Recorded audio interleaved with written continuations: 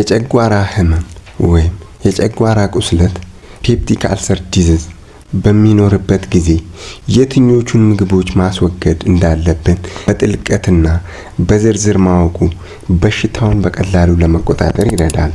የጨጓራን ሽፋን የሚጎዱ የአሲድ መመረትን የሚያፋጥኑና የምግብ መፈጨት ሂደትን የሚያዘገዩ የምግብ አይነቶችን ከነሳይንሳዊ ምክንያቶቻቸው በሰፊው እንደሚከተለው አብራራላችኋለሁ። ሰላም ጤና ይስጥልን ውድ የቻናሌ ቤተሰቦች፣ ዛሬ ብዙዎቻችን የምንሰቃይበት እጅግ ምቾትን የሚነሳ እንዲሁም ከሌሎች በሽታዎች ለመለየት የምንቸገርበት የጨጓራ በሽታ አጋላጭ እንዲሁም የሚያባብሱ የምግብ አይነቶችን እነግራችኋለሁ። ውድ ቤተሰቦች፣ ለቻናሉ አዲስ ከሆናችሁ ሰብስክራይብ በማድረግ ተቀላቀሉን። ለጨጓራ ጠንቅ የሆኑ ከዕለት ተዕለት ህይወታችን ተያያዥነት ያላቸው 6 የምግብ አይነቶችን ነገር ግን 5ኛው የተለየና ዋነኛው አጋላጭ ሆኖ አግኝቼዋለሁ። ከነዚህም መካከል አንደኛው በቅመም እና በቃሪያ የተለወሱ ምግቦች። ብዙ ሰዎች ቅመም የበዛበት ምግብ ሲመገቡ ወዲያውኑ የማቃጠል ስሜት ይሰማቸዋል። ይህ የሚሆነው ቅመሞች የጨጓራን የውስጠኛውን ስስ ሽፋን በቀጥታ እንዲቆጣ ስለሚያደርጉት ነው። በርበሬ፣ ሚጥሚጣ እና አዋዜ። በእነዚህ ውስጥ የሚገኘው ካፕሳይሲን የተባለ ንጥረ ነገር የጨጓራን ሽፋን በማነቃቃት ከፍተኛ የአሲድ መፍሰስን ያስከትላል። ቁስለት ካለም ህመሙን በእጥፍ ያባብሳል። የተለያዩ ባህላዊ ቅመሞች እንደ ኮረሪማ፣ ካሙን እና ዝንጅብል በብዛት ሲሆን በአንዳንድ ታማሚዎች ላይ የጨጓራ መነፋፋትንና ማቃጠልን ሊያመጡ ይችላሉ። ሌላኛው ሰናፍጭና ቺሊ ሶስ ሲሆን እነዚህ የታሸጉ ማጣፈጫዎች ከፍተኛ አሲድ እና ቅመም ስለሚይዙ በፍጹም ሊደፈሩ አይገባም። ሁለተኛው ከፍተኛ የአሲድ ይዘት ያላቸው ፍራፍሬዎች እና አትክልቶች ሲሆኑ የጨጓራ ህመም ማለት ቀድሞውኑ በጨጓራ ውስጥ ያለው የተፈጥሮ አሲድ መጠን መመጣጠን ባለመቻሉ የጨጓራን ግድግዳ ማጥቃት መጀመር ማለት ነው። ስለዚህ ተጨማሪ አሲድ ያላቸውን ምግቦች መውሰድ እሳቱ ላይ ነዳጅ የመጨመር ያህል ነው። ቆምጣጤና የቆምጣጤ ዝርያ ያላቸው ፍራፍሬዎች እንደ ሎሚ፣ ብርቱካን፣ መንደሪን እና አናናስ።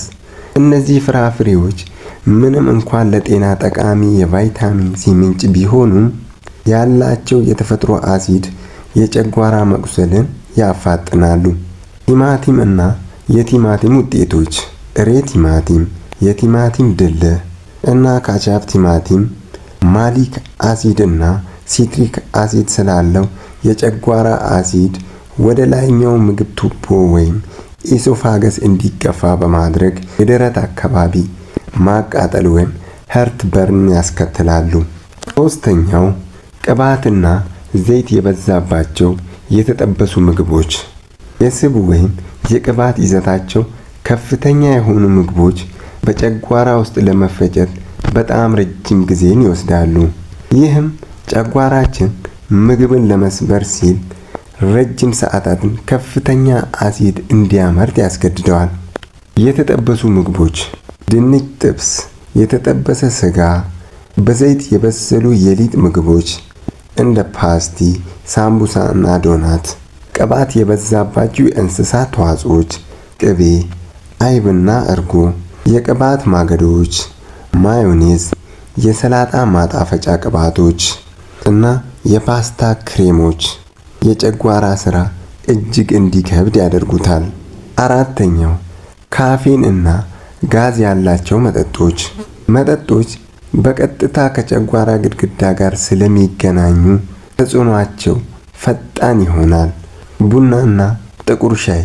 ካፌን የጨጓራን አሲድ የሚያመርቱ ሴሎችን በቀጥታ ያነቃቃቸዋል። ቡና ካፌን የሌለው ቢሆን እንኳን ቡና በራሱ የአሲድ ባህሪ ስላለው ህመምን ሊያስከትል ይችላል። ለስላሳ መጠጦች ወይም ሶፍት ድሪንክስ ጋዝ ያላቸው መጠጦች የጨጓራ ግድግዳ ላይ ጫና በመፍጠር ሆድ የመንፋት፣ የማክሳትና የማቃጠል ስሜትን ይፈጥራሉ። የኃይል ሰጪ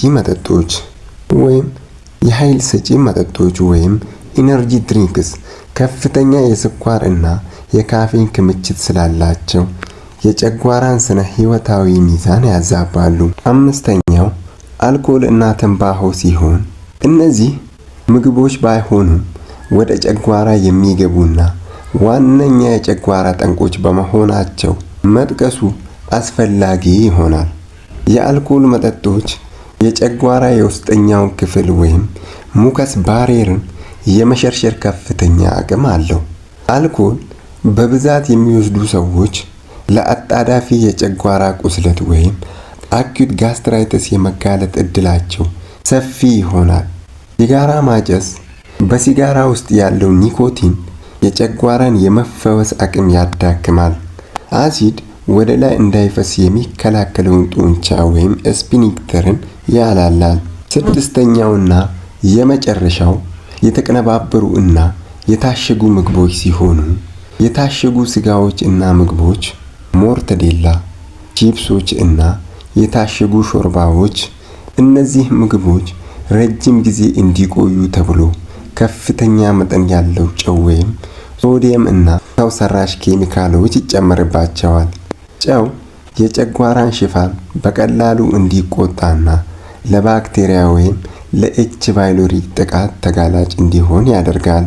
ሌላኛው ነጭ ዱቄትና ጣፋጮች ሲሆኑ ከነጭ ዱቄት የሚሰሩ ምግቦች እንደ ኬክ፣ ብስኩትና ነጭ ዳቦ በውስጣቸው ፋይበር ስላሌላቸው በጨጓራ ውስጥ በቀላሉ አይጓጓዙም። ይህም አሲድ እንዲከማች ያደርጋል። የጨጓራ ህመምን ለማስታገስ ምን እንደምንበላ ብቻ ሳይሆን እንዴት እንደምንበላ ማወቅ ይኖርብናል። ለምሳሌ አመጋገባችን በቀን 3 ትልልቅ ምግቦችን ከመመገብ ይልቅ መጠኑን አነስ ያለ ነገር ግን በቀን 5 ጊዜ መመገብ ጨጓራ ሳይራብና ሳይጠግብ ቀስ ብሎ እንዲሰራ ያደርገዋል። ሌላኛው ምግብን በሚገባ ማኘክ። ምግብ በአፍ ውስጥ በደንብ ሲታኘክ ከምራቅ ጋር ተዋህዶ ግማሽ ስራው ስለሚጠናቀቅ ጨጓራ ላይ የሚወርደውን ጫና ይቀንሳል። ሌላኛው እራት በምንመገብበት ጊዜ ከመተኛት ቢያንስ ከ3 ሰዓት በፊት እራትን መመገብ ይኖርብናል። ይህም ተኝቶ መፈጨት አሲድ ወደ ላይ እንዲፈስ ያደርጋል። አራተኛው የሚስማማውትን መለየት። የሰው ልጅ አካል ይለያያል። ለአንዱ የሚስማማው ምግብ ለሌላው ላይስማማ ይችላል። ስለዚህ የትኛው ምግብ ሲመገቡ ህመም እንደሚቀሰቅስ በማወቅ ያንን ምግብ ለይቶ ማውጣት ተመራጭ ይሆናል።